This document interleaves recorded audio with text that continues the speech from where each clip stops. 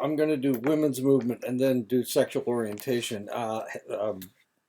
Chronologically, the women's movement came before the sexual orientation um, issues came to the fore. So let's go ahead and start with the women's movement. So, women's movement's a little bit easier to deal with, but we're going to tackle both chapters, both topics today. So let's go ahead and get started. He said, okay. 1830, the average American over 15 years old consumed nearly 7 gallons of pure alcohol a year. That's 3 times as much as we drink today. And alcohol abuse, primarily by men, was wreaking havoc on the lives of many, especially their wives. At this time, women had few legal rights and were utterly dependent on their husbands for sustenance and support. But too many men gauged their manhood by consuming excessive amounts of alcohol, producing broods of children, and treating their families any way they wanted, including abusing them. The country's first serious anti alcohol movement grew out of a fervor for the reform that swept the nation in the 1830s and 1840s in the Methodist and Baptist evangelical Protestant movements. Many abolitionists fighting to rid the country of slavery came to see drink as an equally great evil to be eradicated if America were ever to be fully cleansed of sin. The temperance movement, rooted in America's Protestant churches, first urged moderation, then encouraged drinkers to help each other to resist temptation, and ultimately demanded that local, state, and national governments prohibit alcohol outright. 1848, the first Women's Rights Convention was held in Seneca Falls, New York. After 2 days of discussion and debate, 68 women and 32 men signed a Declaration of Sentiments, which outlined grievances and set the agenda for the women's rights movement. A set of 12 resolutions were adopted calling for equal treatment of women and men under the law and voting rights for women. This was in 1848. 1850, the first National Women's Rights Convention took place in Worcester, Massachusetts, attracting more than 1,000 participants. National conventions were held yearly except for 1857 through 1860. 1869, May, Susan B. Anthony, and Elizabeth Cady Stanton formed the National Women's Suffrage Association. The primary goal of the organization was to achieve voting rights for women by means of a congressional amendment to the Constitution. In November of that year, Lucy Stone, Henry Blackwell, and others formed the American Women's Suffrage Association, focusing exclusively on gaining voting rights for women through amendments to individual state constitutions. December 10th of 1869, the territory of Wyoming passed the first women's suffrage law. The following year, women began serving on juries in the territory.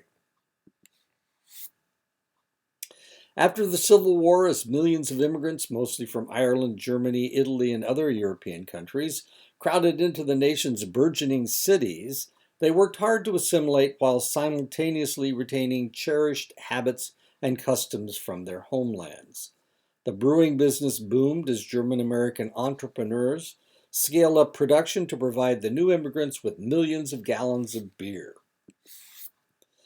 In the 1870s, inspired by the rising indignation of Methodist and Baptist clergymen and by distraught wives and mothers whose lives had been ruined by the excesses of the saloon, thousands of women began to protest and organize politically for the cause of temperance.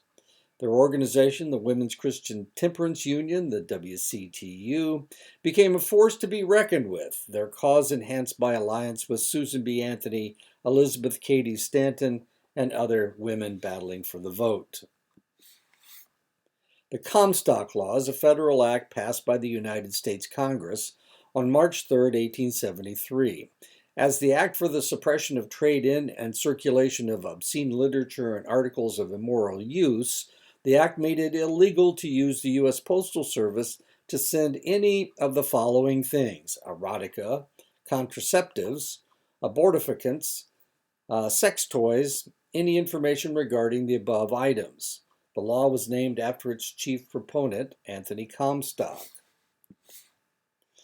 1890, the National Women's Suffrage Association and the American Women's Suffrage Association merged to form the National American Women's Suffrage Association, or the NAWSA.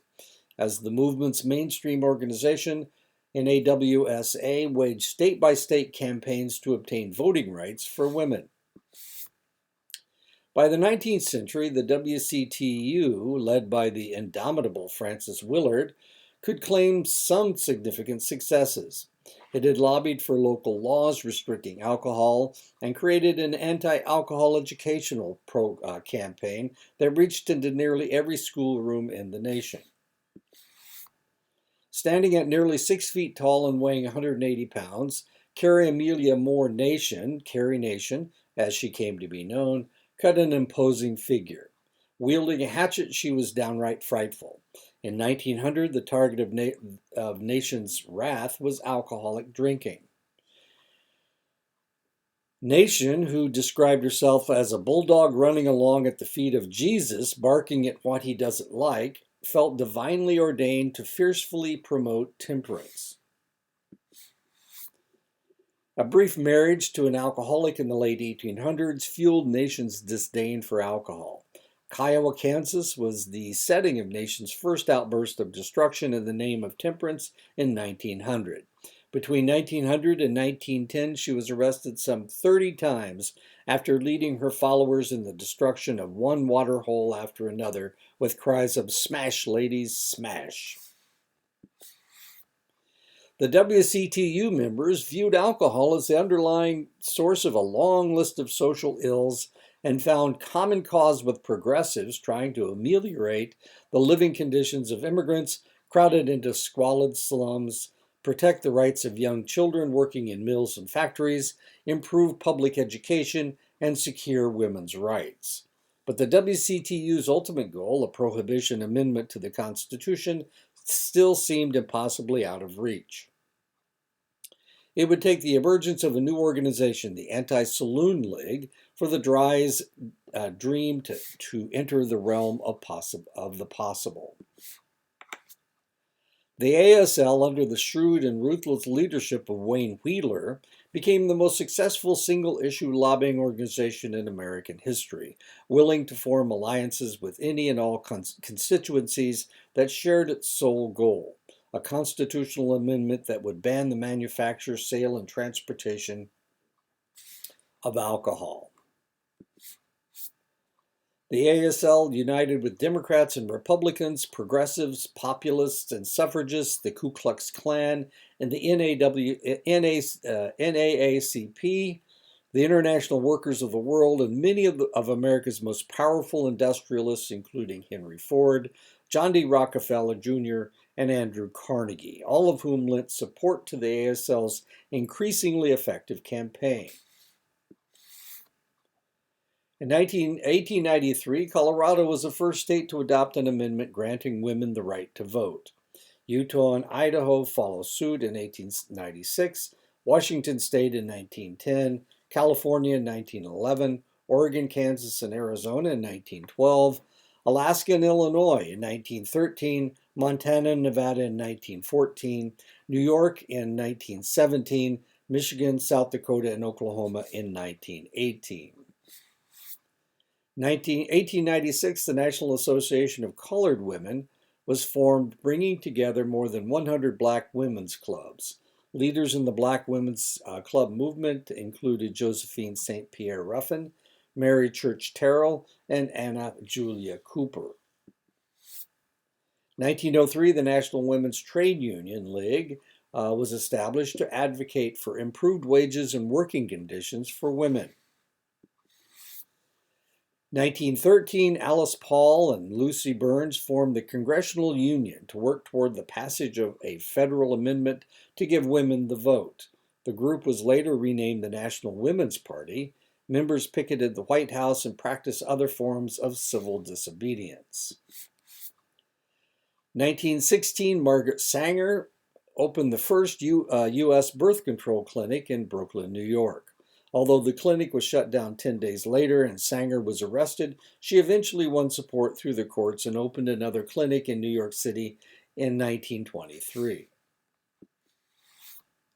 With the ratification of the Income Tax Amendment in 1913, and the federal government no longer depended on liquor taxes to fund its operations, the ASL moved into high gear.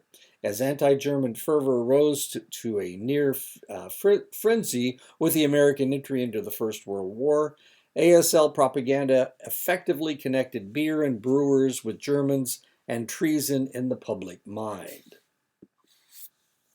Most politicians dared not defy the ASL, and in 1917 the 18th Amendment sailed through both houses of Congress. It was ratified by the states in just 13 months. 1919, the Federal Woman Suffrage Amendment, originally written by Susan B. Anthony and introduced in Congress in 1878, was passed by the House of Representatives and the Senate. It was then sent to the states for ratification. 1920, the Women's Bureau of the Department of Labor was formed to collect information about women in the workforce and safeguard good working conditions for women. August 26, the 19th Amendment to the Constitution, granting women the right to vote, was signed into law by Secretary of State Bainbridge Colby. 1921, Margaret Sanger founded the American Birth Control League, which evolved into the Planned Parenthood Federation of America in 1942. 1935, Mary McLeod Bethune organized the National Council of Negro Women, a coalition of black women's groups that lobbied against job discrimination, racism, and sexism. 1936, the federal law prohibiting the dissemination of contraceptive information through the mail is modified, and birth control information is no longer classified as obscene. Throughout the 1940s and 1950s, birth control advocates were engaged in numerous legal suits. 1955, the Daughters of Bilitis, the DOB,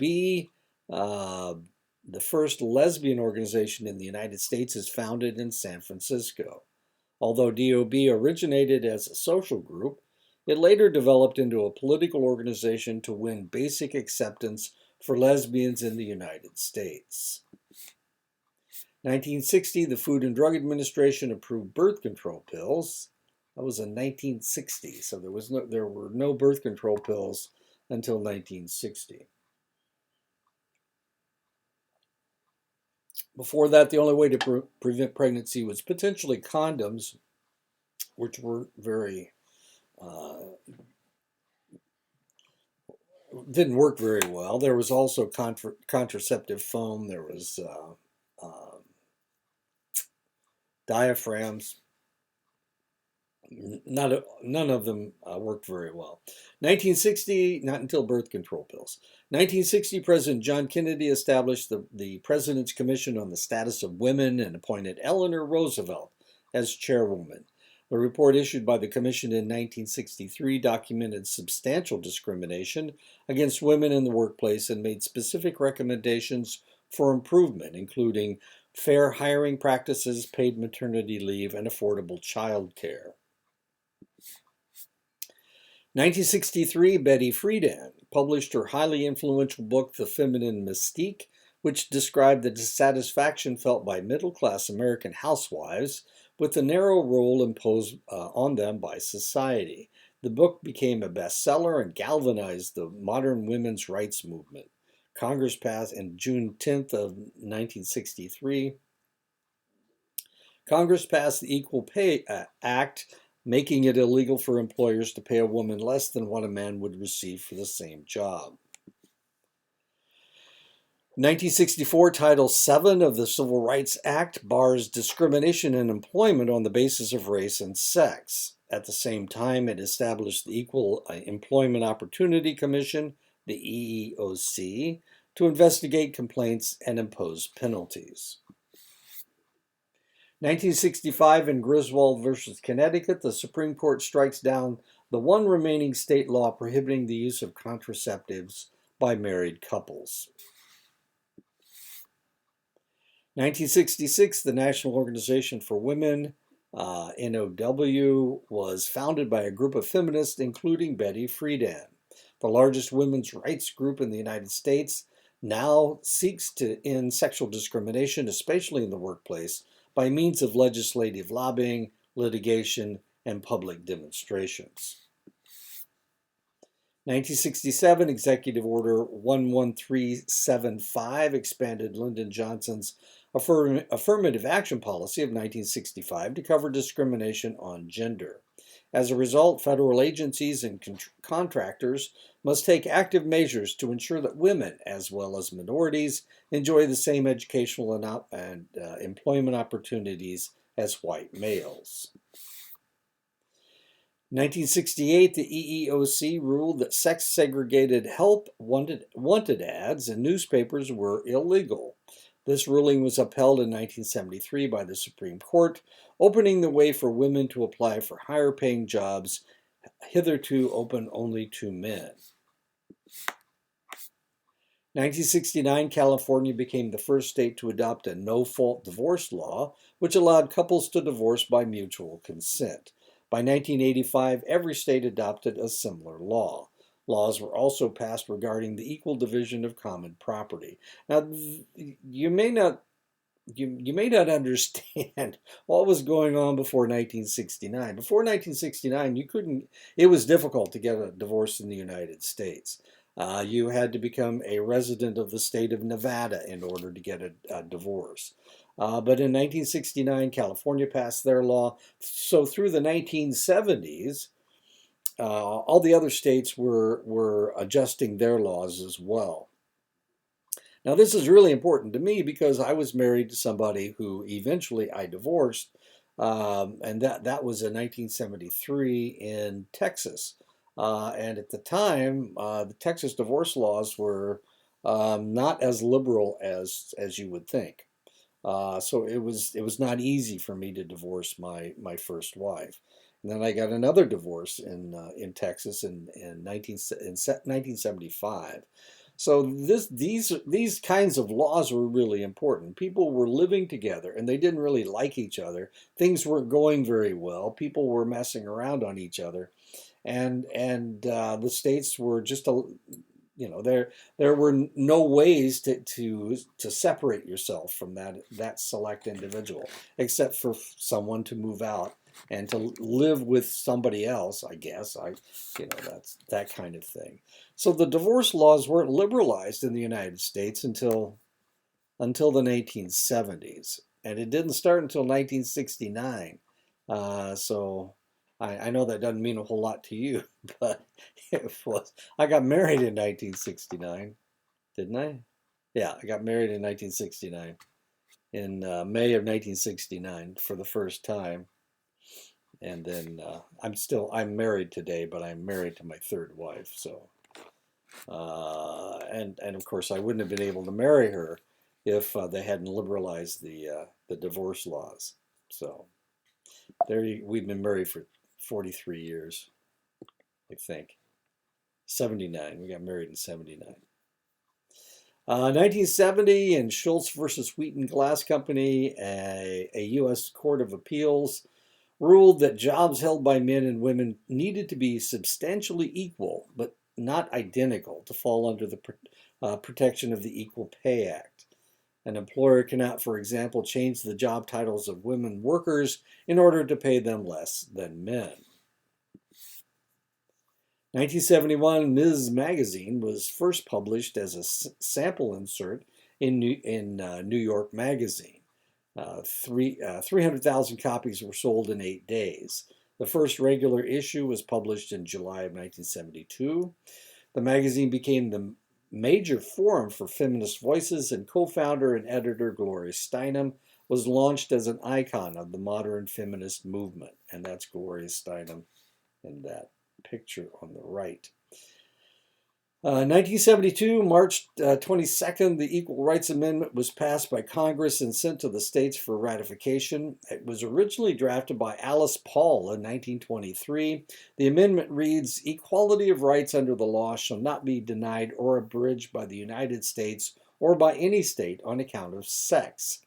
The amendment died in 1982 when it failed to achieve ratification by a minimum of 38 states. It missed by one state. Also on March 22nd, in Einstadt versus Baird, the Supreme Court ruled that the right to privacy included an unmarried person's right to use contraceptives.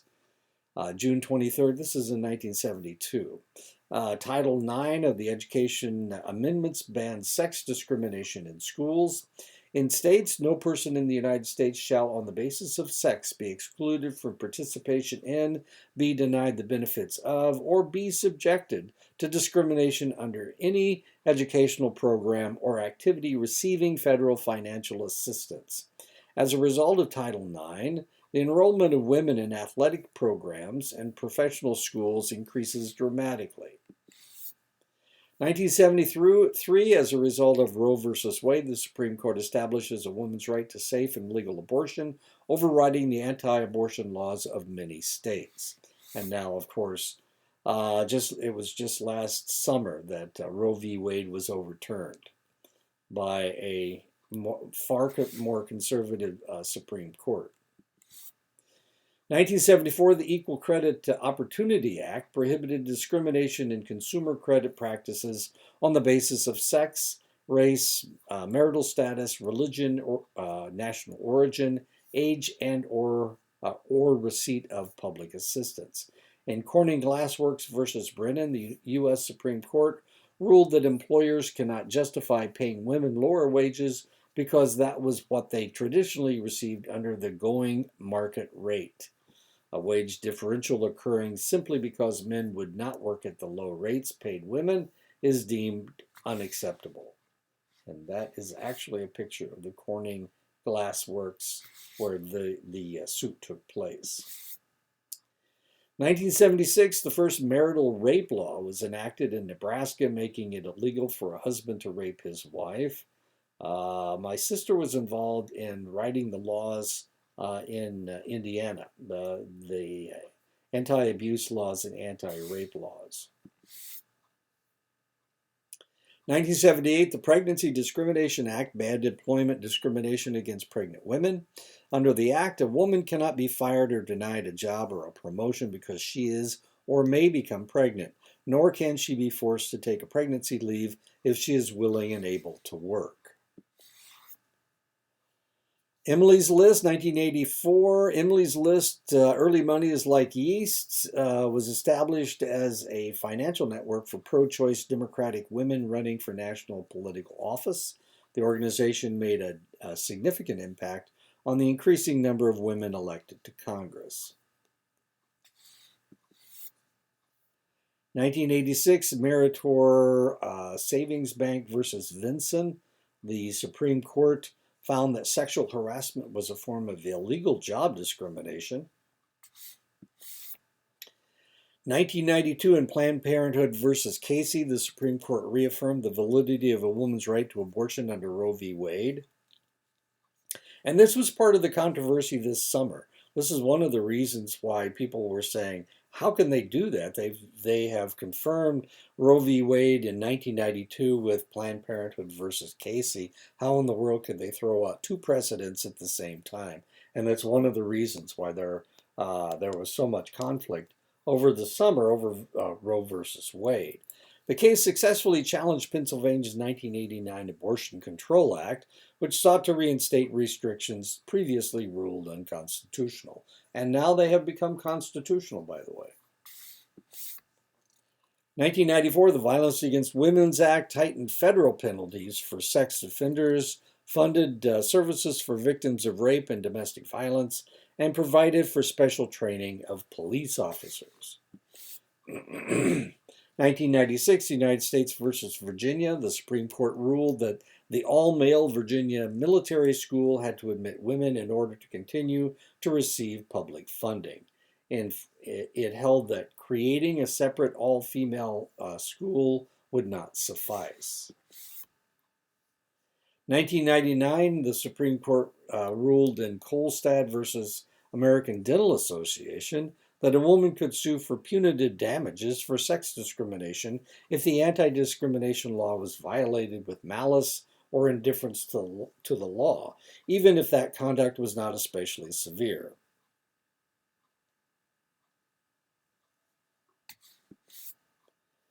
2003, in Nevada Department of Human Resources versus Hibbs, the Supreme Court ruled that states could be sued in federal court for violation of the Family Leave Medical Act.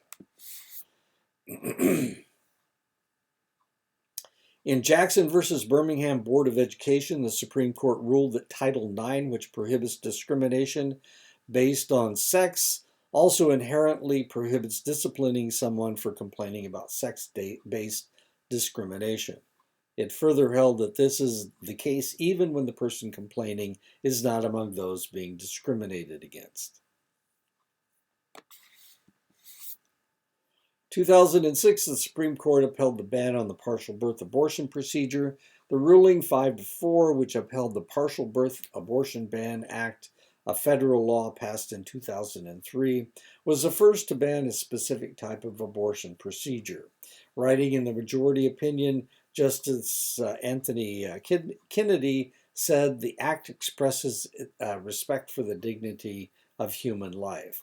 Justice Ruth Bader Ginsburg, who dissented, called the decision alarming and said it is so at odds with our jurisprudence that it should not have any staying power.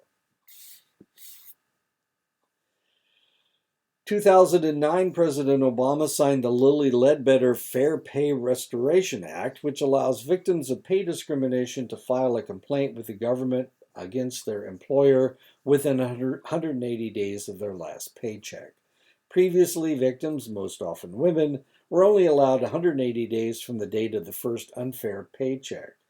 This act was named after a former employee of Goodyear who alleged that she was paid 15 to 40% less than her male counterparts, which was later found to be accurate.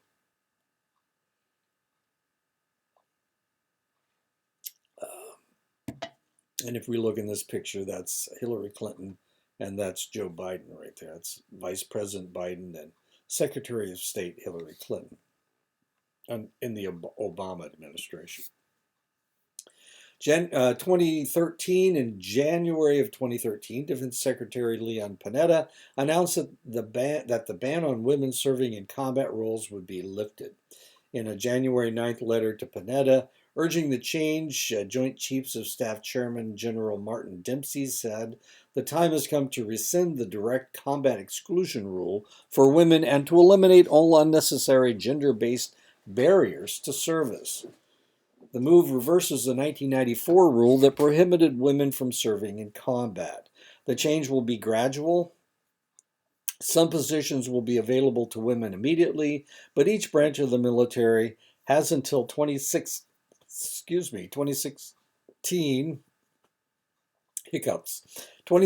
to request exemptions to the new rule. 21st century has been prodigious political gains, has seen prodigious political gains for women. In 1980, there were only 2 female senators and 16 female congresswomen.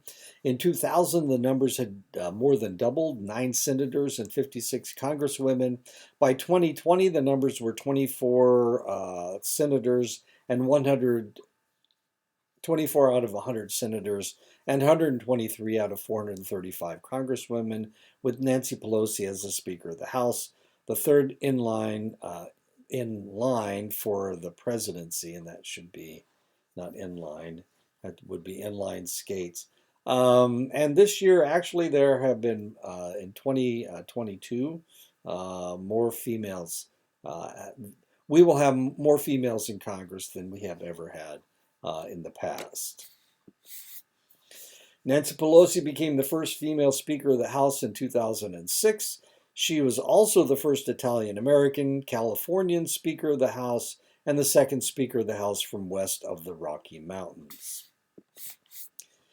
Though the first female to run for president was in 1872, Hillary Clinton became the first serious female presidential candidate in 2016 and won the popular vote in the election by more than 3 million votes, but lost the Electoral College bid to Donald Trump. But in 2020, Joe Biden won the presidency with Kamala Harris as his running mate. That should be running mate, not tunning mate. The Californian became the first female vice president and the first woman of color to achieve such a high office. In 2022, Ketanji Brown Jackson was appointed to the Supreme Court by President Biden, giving women 4 of the 9 seats on the highest court in the United States. Of the 6 women who have served on the Supreme Court, 4 are currently serving.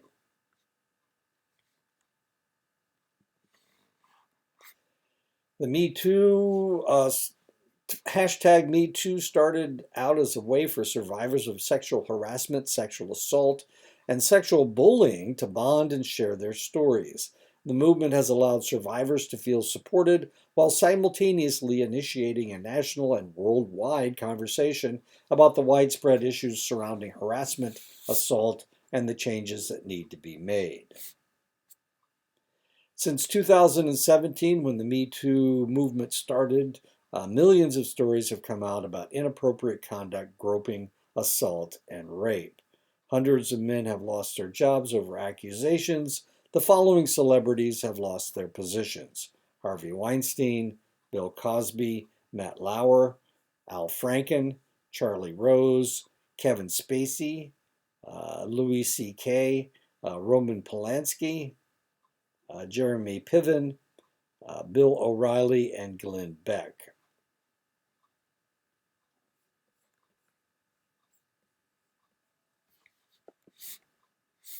On Friday, June 24th, 2022, the U.S. Supreme Court overturned Roe v. Wade, the landmark piece of legislation that made access to an abortion a federal right in the United States. The decision dismantled 50 years of legal protection and paved the way for individual states to curtail or outright ban abortion rights.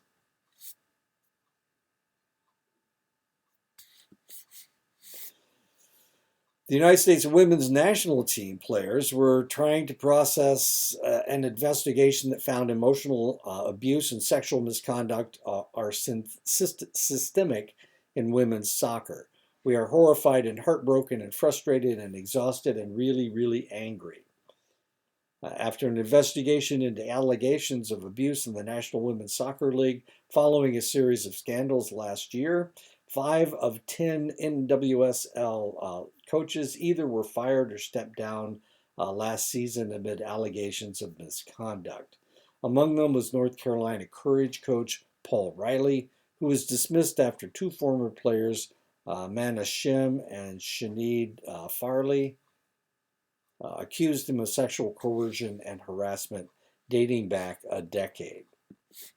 And that is it for talking about the women's rights movement. Let's go on to sexual orientation. Wait a minute. Let's go back. Okay. That's better. Despite the fact that humans have never limited their sexual pleasure to what we can call heterosexual intercourse, the history of homosexuality is relatively short. The genital anatomy of one's partners, or what Freud calls one's object choice, did not become the definitive criterion for distinguishing homosexual and heterosexual selves until the last third of the 19th century. During the 1860s and 70s, European public administrators began noticing that some people were organizing their lives not around family, household, and reproduction, but around various forms of sexual pleasure. This was probably a recent phenomenon made possible by the forces of capitalism, which tended to draw people off the land into cities away from their parishes and families, and to reduce the importance of arranged marriages. Alarmed, officials began studying these populations, whom they characterized as sexual deviants, and grouped according to the particular practices they engaged in. One such class of deviant came to be called homosexuals.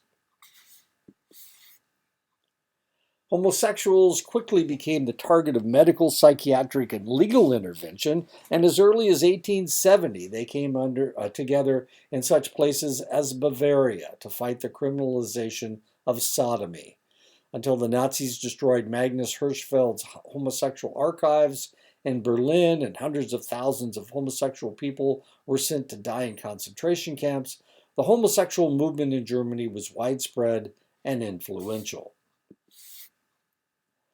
Once there, they were often forced to live outside traditional family structures, many in same-sex settings such as military and industrial barracks for prolonged periods. Those with homosexual inclinations found one another at the same time that they found the freedom to express themselves without ever-present familial and religious disapproval. For women in particular, this was a new experience. In the United States, the history of homosexual culture and politics is even shorter than it is in Europe. The largest and best known communities are in New York, Los Angeles, and San Francisco, and there are reasons for that. First, because of economic dislocations and farm crises in the first half of the 20th century, people migrated to large cities to find work. In addition to economics changes, another extremely significant factor in the development of coastal gay and lesbian enclaves was the ban on gays in the military. During World War II, thousands of gay and lesbian people were dishonorably discharged from the armed services, and many were simply dumped in port cities. At times, several hundred ex-service people were deposited in San Francisco per day. They could not go home in disgrace, so they stayed in San Francisco. The first known homosexual political organization in the United States was the Mattachine Society, founded in November 1950 in Los Angeles. This underground emancipation movement was the brainchild of Harry Hay, a young musicologist who had honed his organizing skills in the ranks of one of the most underground political movements in America in this century, the Communist Party. As Hay well knew, persecution of homosexuals was rampant. Police constantly entrapped and brutalized gay people. Public disclosure of homosexuality was enough to get most people fired from their jobs and ostracized from families and communities. By early 1953, under President Eisenhower, homosexuality became, by executive order, a necessary and sufficient reason in itself to fire any federal employee from his or her job. Most defense industries and others with government contracts followed suit, and the U.S. Postal Service aided these industries by putting tracers on suspected homosexuals' mail in order to gather enough evidence for dismissal and possibly arrest. The Mattachine Society drew tremendous support after one of its founders, Dale Jennings, was arrested for lewd and dissolute behavior in February of 1952. Jennings took the unheard course of acknowledging his homosexuality in court while pleading innocent to the charges against him, thus forcing authorities to draw a distinction between being homosexual and being guilty of illegal activity. The jury was deadlocked and a retrial ordered, but the DA's office dropped all charges. Publicizing this victory was not easy, however. There was a news blackout on all the information regarding homosexuality. No press releases were accepted by any newspapers, magazines, or radio stations. The Mattachine Society was forced to circulate information solely through postings and flyers distributed in areas where homosexuals were believed to congregate. Nevertheless, the event drew tremendous, if quiet, support, and membership in the Mattachine Society grew by several thousand in succeeding weeks.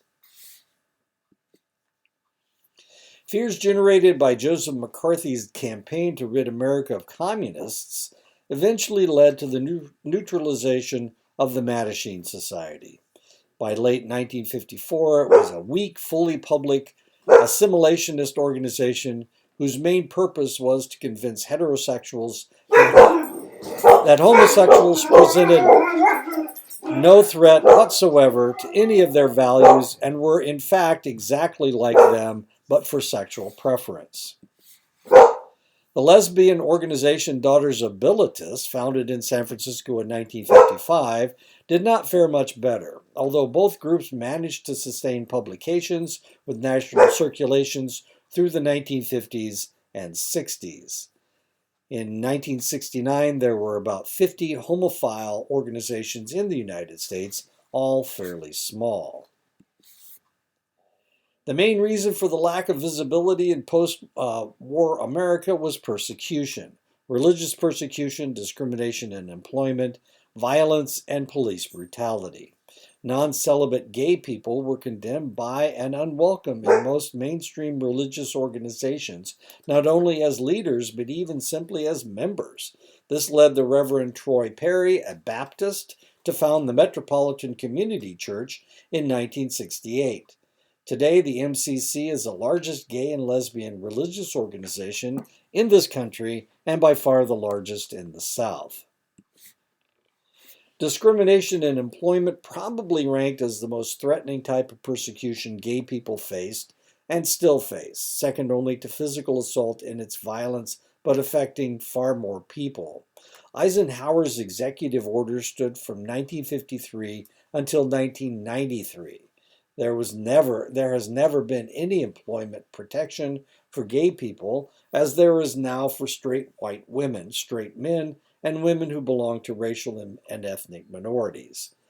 Employers routinely refuse to hire gay people regardless of their qualifications and fire any who manage to be hired while closeted. Still, the ugliest of all forms of discrimination was and it is undoubtedly gay bashing, especially when carried out by public officials. Police harassment and brutality have been constant features of gay and lesbian life for decades. Indefinite detainments, beatings, and public humiliations are only the tip of the iceberg. Lesbian and male drag queens through the 1950s and 1960s suffered frequent rapes and sexual assaults committed by police officers, sometimes inside police precincts. Moreover, police were certainly no help when beatings, rapes, and lesser indignities were visited upon gay and lesbian people by civilians. And of course, last weekend there was a shooting at a gay club in Colorado Springs, Colorado. 6 people were killed, 18 people were injured. And they were having a drag queen festival of some kind. But an individual came in and started shooting the place up. It was in this atmosphere of terror and brutality that patrons of Stonewall Inn in New York Greenwich Village resisted a police raid in 1969. The Stonewall Inn was a working-class gay and lesbian bar frequented by cross-dressers of both sexes. Police raids were common then and ugly. On the night of June 29th, 1969, police attempted to raid the bar as usual, but the regulars were fed up. As the officers entered the building, patrons barricaded them inside and held them there. Thus began 3 days of rioting. At one point, it was estimated that the gays held 8 square blocks of the city. Word of the riots spread quickly through homophile organizations around the country. It was at that point that what had been since 1954 a rather quiet assimilationist movement became militant. In December 1973, this movement achieved a major victory when pressure groups succeeded in forcing the American Psychiatric Association to remove homosexuality from its list of mental illnesses. This change eliminated one of the reasons employers so often fire non-heterosexuals, and one of the reasons the judges so often awarded custody to heterosexual over homosexual parents, but only one. Through the early 1970s, gay and lesbian communities pushed for anti-discrimination laws, and they were successful in a few cities. In 1977, California even had its first openly gay elected official. Harvey Milk was elected San Francisco City Supervisor from District 5. Nevertheless, it was also in 1977 that Anita Bryant began her anti-gay campaign in Dade County, Florida, which was calculated to repeal Miami's legal protections for gay citizens. Throughout 1977, there were successful referenda to repeal gay rights laws across the country in St. Paul, Wichita, and Eugene. In 1978, California State Senator John Briggs introduced a move to prohibit homosexuals from teaching in California public schools. The initiative was defeated in November after a series of statewide debates between Briggs and Harvey Milk.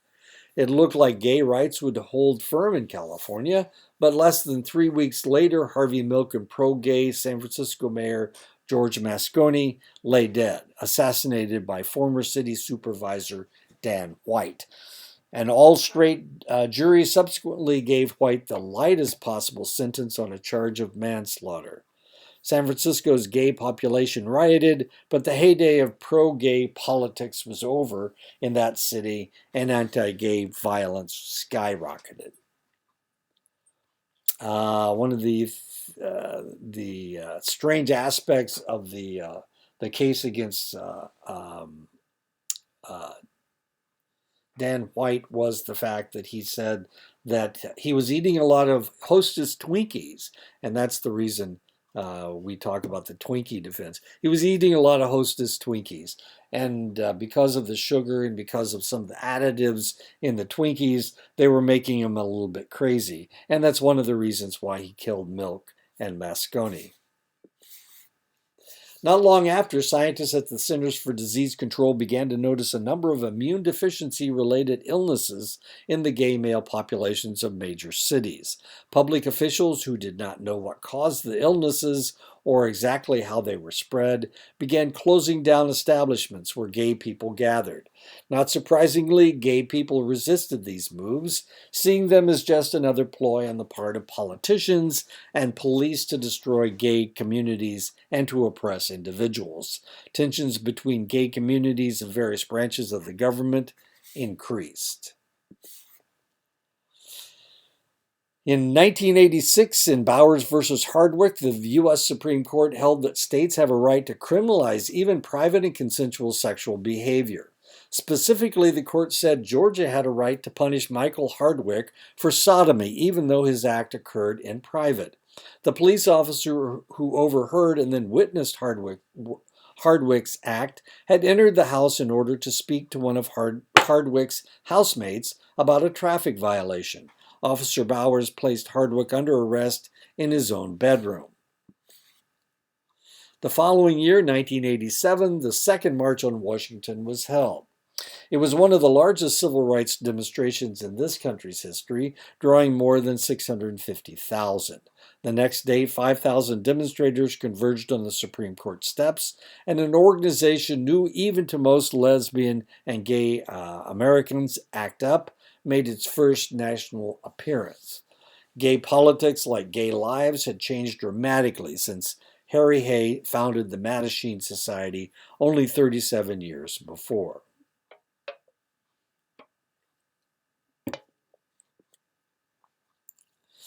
Things have changed. However, in many respects, life has not gotten any easier. The FBI tells us violence against gay people and destruction of gay property and establishments is on the rise, and the crimes committed against them are getting uglier and deadlier. There are efforts in dozens of states and localities to repeal anti-discrimination laws where they exist and to prohibit them where they do not yet exist so that non-heterosexual people will have no avenue for changing the laws that affect them. More and more people are out of the closet, but while that may relieve and liberate in some ways, it also makes people easy targets for discrimination and hatred. Since there has been so much backlash concerning the issue, it is hard to identify everyone who is LGBT. The LGBT community is estimated to represent 3.8% of the U.S. population, 1.7% are gay or lesbian, 1.8% are bisexual, and 0.3% are transgender. From time to time, humans have decided that the concept of male and female and reproduction was unnecessary and limited them physically, but especially spiritually. Different groups have appeared who have attracted masses of people to their unconventional ideas. From the 12th to the 14th century in southern Europe, a Christian movement that came out of Anatolia threatened to weaken the Church of Rome. The Cathars were a movement that sought perfection on earth. Cathars believed that perfection could only be achieved if an individual rejected all worldly materialism. They also believed that anything that came from reproduction was corrupted, thus they were vegetarians. Perfection could only be achieved through lifelong celibacy. Failure would lead to another attempt in a reincarnated form. By the 13th century, the church was ready to mount a crusade against the Cathars. The group were accused of heresy and sodomy. Since they weren't having sex, they must be achieving sexual release in some manner. They were hunted down, and the perfecti, those who remained celibate and never ate meat their entire lives, were burned at the stake. The movement was destroyed. Another religious revolt that gained a large number of followers in China was the Taiping Rebellion in southern China. Hong Xiuquan had a dream while he was sick with a fever that he had been transported up to the Christian heaven by God to meet his brother. His brother turned out to be Jesus, and both his brother and father encouraged him to create a heavenly kingdom on earth. And so he recovered from his illness and started gathering adherents. The Taiping Civil War lasted from 1850 to 1864 and encompassed most of southern portion of China. At its nadir, the Taiping Kingdom had an army of millions and more than 30 million converts. Okay, now we're going to talk about gender identity. This gets a little interesting, so let's go ahead and talk about that. Agender is a term that describes people who lack a gender. Agender people may be of any physical sex, female-bodied or male-bodied. Someone can still identify as agender. Gender does not have anything to do with bodies. Androgyny is the combination of masculine and feminine characteristics. It can also refer to biological intersex physicality, especially with regard to plant and human sexuality. Androgynous, an androgynous person is a female or male who has a high degree of both feminine, expressive, and masculine instrumental traits. Bigender describes a person who feels they exhibit two genders. The two genders may include any particular gender on or outside of the gender spectrum. Cis, CIS, describes related types of gender identity where an individual's experience of their own gender matches the sex that they are assigned at birth. Cisgender, same as above, same as cis. It's a complement to transgender. Cis female is a female with a female gender identity. Cis male is a male with its male gender identity.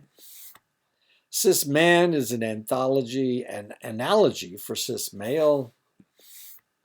Cis woman is an analogy for cis female. Cisgender female, same as cis female and cis woman. Cisgender male, an analogy for cis male. Cisgender man, same as cis male and cis man. Cisgender woman, same as cis female, cisgender female, and cis woman. Female to male, a transgender man assigned female at birth but identifies as a male. FTM, short version of female to male. Gender fluid is a gender identity best described as dynamic mix of boy and girl. A person who is gender fluid may always feel like a mix of the two traditional genders, but may feel more boy some days and more girl other days. Being gender fluid has nothing to do with which set of genitalia one has, nor their sexual orientation. This gets a little interesting. My daughter has an individual who claims gender fluidity in her class, and my daughter has to guess whether she or he/he is dressed as and she uses she, he, her, him as her pronouns, as curious as that is. So my daughter has to guess whether this person is dressed as a male or a female in order to know what name to call this individual. As confusing as that may seem, my daughter's getting a little tired of it because sometimes she dresses in neutral clothes and it's difficult to tell how he is who he happens to be identifying with today. Gender nonconforming is behavior or gender expression that does not conform to dominant gender norms of male and female.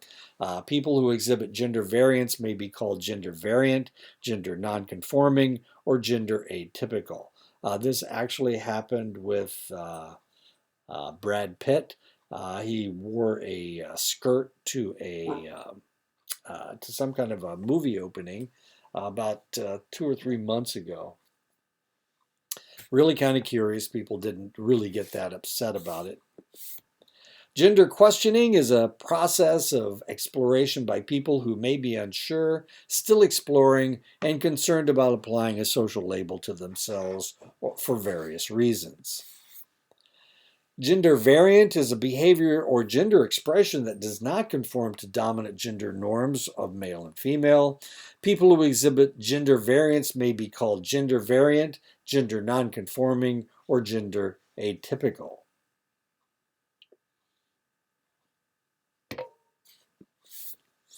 Gender queer is a catch-all category for gender identities other than man and woman, thus outside of the gender binary and cis normativity.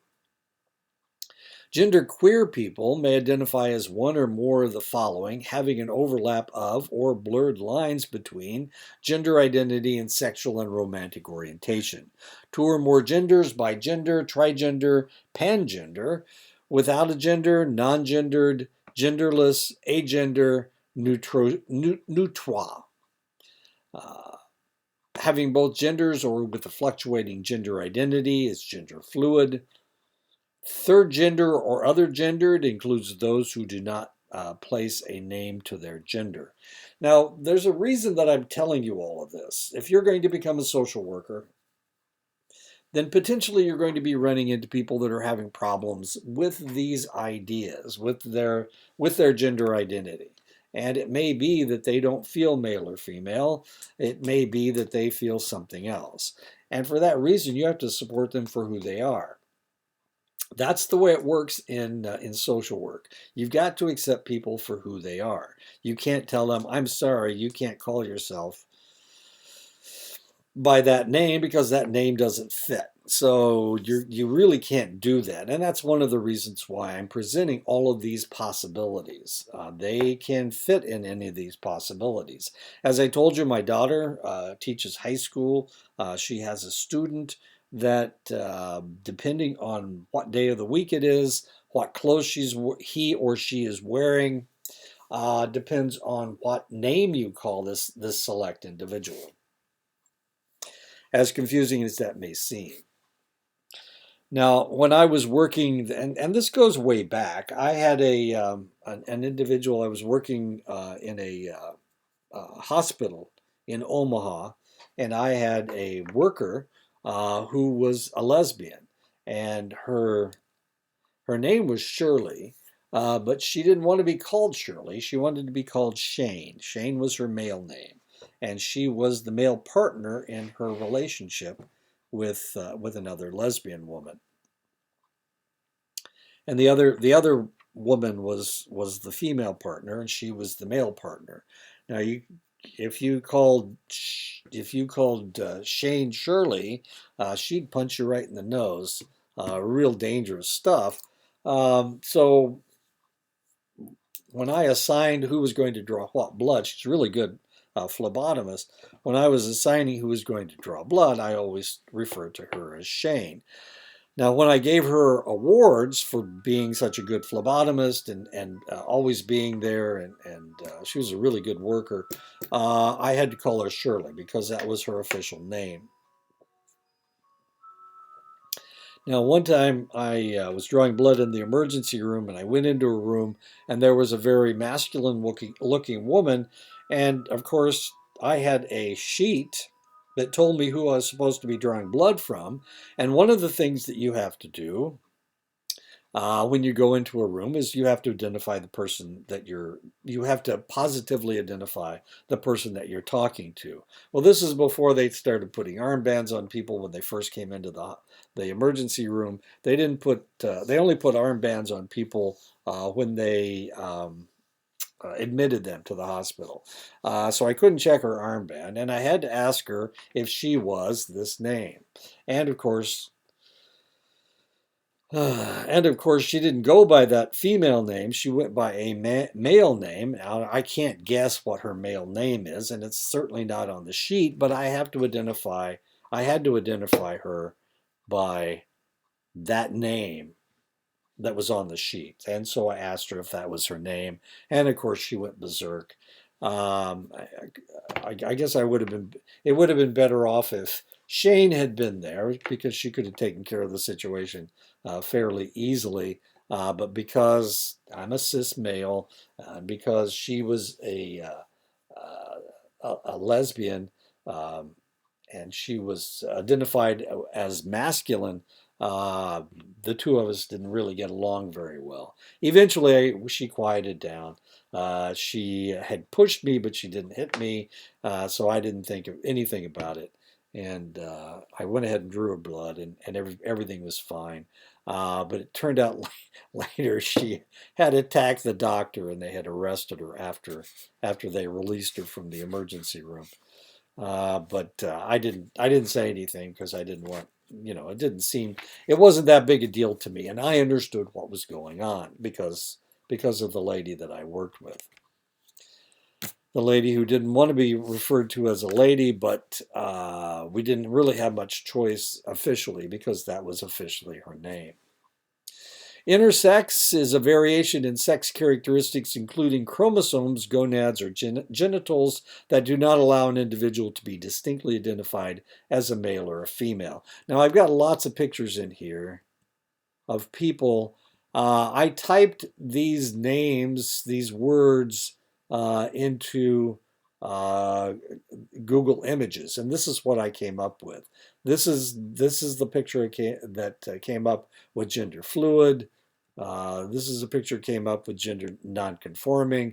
This is a picture came up with gender questioning. This one gender variant. So these individuals actually identify with whatever these words are. And of course, this is intersex. Male to female, a transgender woman assigned male at birth, but identifies as female. MTF, short version of male to female. Neither, no definition, assume the person does not want to be identified as male or female. Neutre, an identity used by individuals who feel they fall outside the gender binary. Many feel neutrois is a gender, like a third gender, while others feel agendered. What they have in common is that they wish to minimize their birth gender markers. Non-binary, a catch-all category for gender identities other than man and woman, thus outside of the gender binary and cis-norm activity. Other, no definition, assume it is something so random and obscure these 58 terms couldn't help you. And of course, where did I get all these terms? These terms came out of Facebook. And these are what people are identifying, or were identifying themselves in 2016 when I actually put this, or was it 2015? 2015 when I put this lecture together. Pangender people are those who do not wish to be labeled as female or male in gender, as they feel they do not fit into binary genders because they feel they are all genders. The term has a great deal of overlap with gender queer and is used by those in the LGBT community, meaning all genders. Trans is a term encompassing a range of transgender identities. Trans is an umbrella term that refers to all of the identities within the gender identity spectrum. The asterisk makes special note in an effort to include all non-cisgender gender identities, including transgender, transsexual, transvestite, genderqueer, gender fluid, non-binary, gender fuck, genderless, agender, non-gendered, third gender, two-spirit, bigender, and trans man and trans woman. The origin behind the asterisk is a bit computer geeky.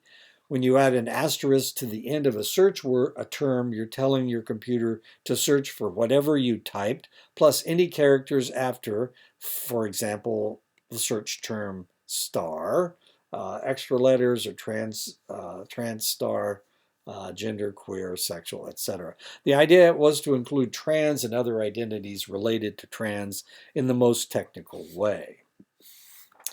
Trans female, transgender person with a female gender identity. Trans female, transgender person with a female gender identity.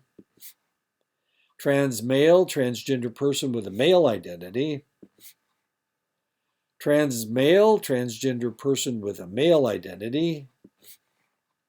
Trans man, transgender person with a male identity. This, of course, is one of the more famous transgender individuals. That's Chaz Bono. His birth name was Chastity, and he, of course, was born as a female to Sonny Bono and Cher.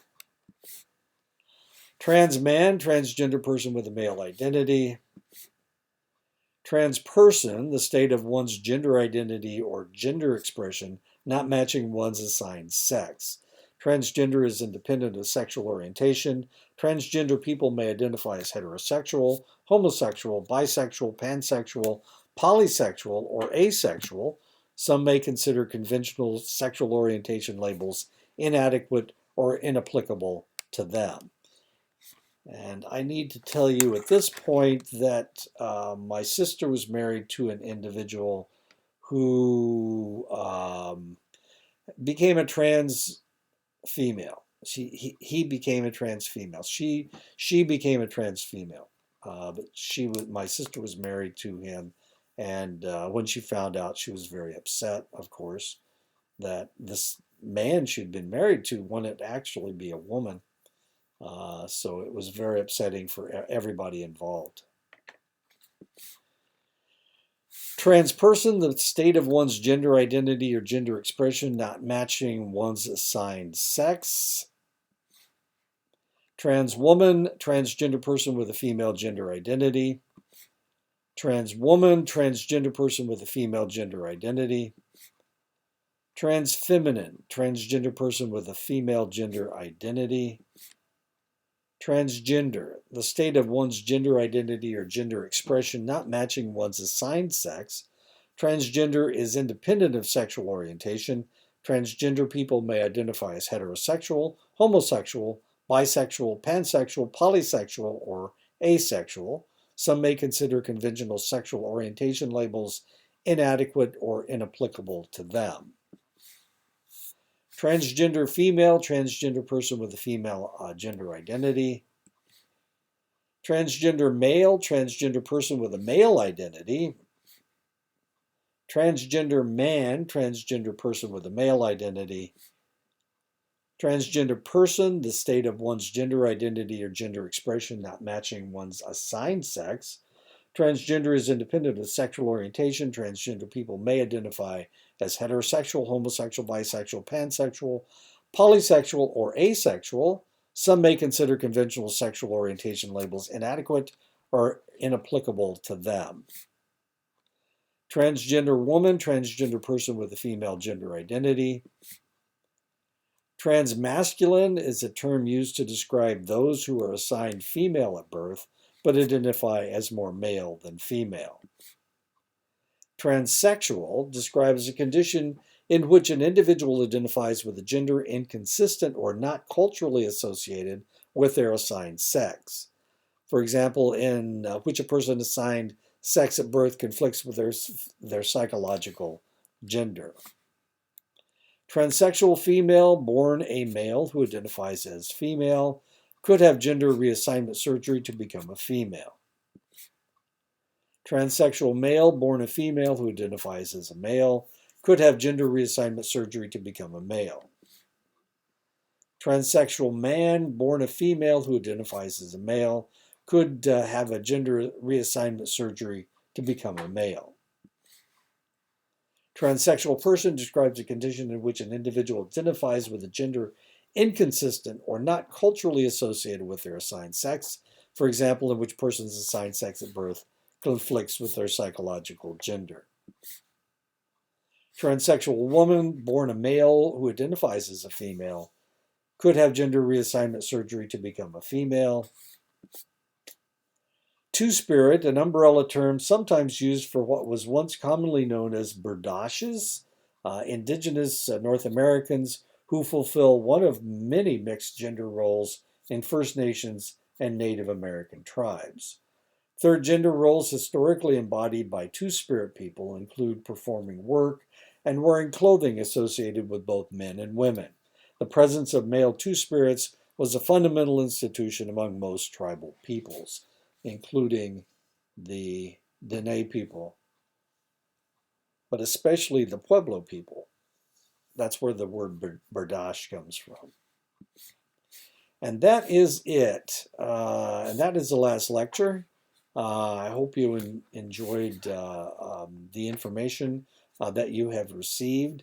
What was I going to say about this? Oh, I guess I already told you about the fact that if you work in the field for long enough, you will probably come in contact with people who identify with this non-binary way of looking at themselves.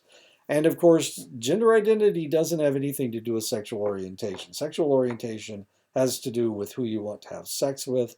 Gender identity just has to do with whether you identify as male or female, or any of the 58 other groups or identities. I'm sorry, identities of individuals. So there you go. I'll talk. We're done. You need to write a paper that has to do with something that we've talked about. And there you go. That's the end of the 8-week class. I'll put this one up and I'll get your test going. And that will be it. As soon as you're done, because all the quizzes are online. The discussion questions are up. I think the discussion question is up for this one. Yeah, I think it is. Pretty sure it is.